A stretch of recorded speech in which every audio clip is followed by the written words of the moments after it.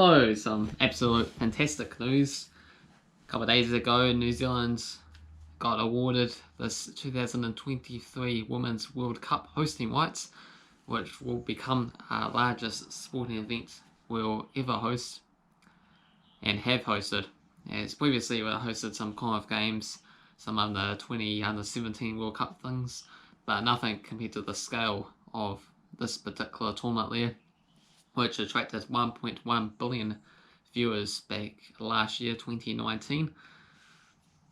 In the Women's World Cup there was 150 million more than the Men's Rugby World Cup as a comparison, and rugby is most popular sport in New Zealand there, so has a big expectation to do better than when we did host back in 2015 there, so it's a matter of everyone getting behind the teams, and in particular, I suppose, all the international tourists to come our way as well.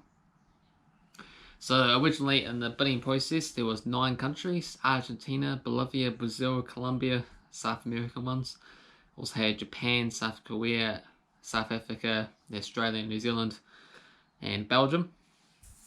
And then the final bids, once it got down to the final process there, was just the 2 options, the Australia, New Zealand, and Colombia, as Japan dropped out with a couple of days left to go. And we ended up winning with a score of 22-13 there, so there was different committees with different continents across the world there, and it really helps that New Zealand is Oceania continent, so we get the support from all those Pacific Island nations, Fiji, Vanuatu, Tonga and stuff. Well, with Australia, they actually our Asian Confederation for the football there since 2006, since they wanted to move over for more competitive football, even though I don't really think that was particularly fair, because you should not have an option to move different continents. Yeah, we are, basically, is my thoughts on that. But in terms of how it's able to work for the football there, I suppose the Asia and the Oceania ones automatically pick our option, and then South America go with Colombia, and then there was support from Europe for Colombia, and then it basically came down to Africa to decide what option they prefer, and luckily they went for us there, so thank you, Africa.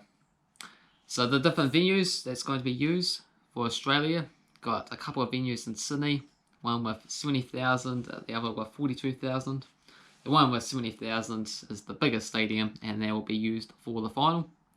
They also got other venues: Melbourne, Brisbane, Adelaide, Newcastle, and also Tasmania, so really spacing out across the whole country there. And for New Zealand, us got Auckland, 48,276 seater stadium, and they will be used for the opening game and opening ceremony. It's just to try and even it out a bit there, so Australia can cater for some larger audiences and the more popular matches, including the final and semi-finals. But I suppose they'll only get the one big semi-final match, and sort of even it out. I suppose USA is the #1 women's team there, so I wonder if they will be hosting their matches in Australia. Obviously, we don't know any sort of other details other than us 2 that qualified, as it's going to be another couple of years before the country is able to compete in the qualifying process, and get to have 32 countries at this time for the very first time as well too. So more opportunities for the top women to compete. So New Zealand venues: Auckland, Wellington, Christchurch, we're on form there. So I'll be attending the Christchurch matches, plus a few other ones. I just have to see how it all goes, of course. Hamilton and Dunedin. So very exciting stuff. Let me know your thoughts. You're looking forward to it as much as I am. Only 3 years from now. It's pretty unusual to only get 3 years to prepare for such a tournament, because other tournaments usually get like 6 or 7. You usually get like a couple of World Cup processing to be able to complete there. But I suppose you don't need to have as much setup as the Commonwealth Games or the Olympics, so it's just turning rugby fields into football fields, which is quite easy because that's been done a few times before there. So should be interesting. I'm looking forward to it. Let me know your thoughts. Are you looking forward to it? Or were you Colombian that's upset that you missed out this time around? But otherwise, if you enjoyed the video, hit the like button, subscribe to the channel if you are new, and I'll be back again for some more content very soon. Cheers.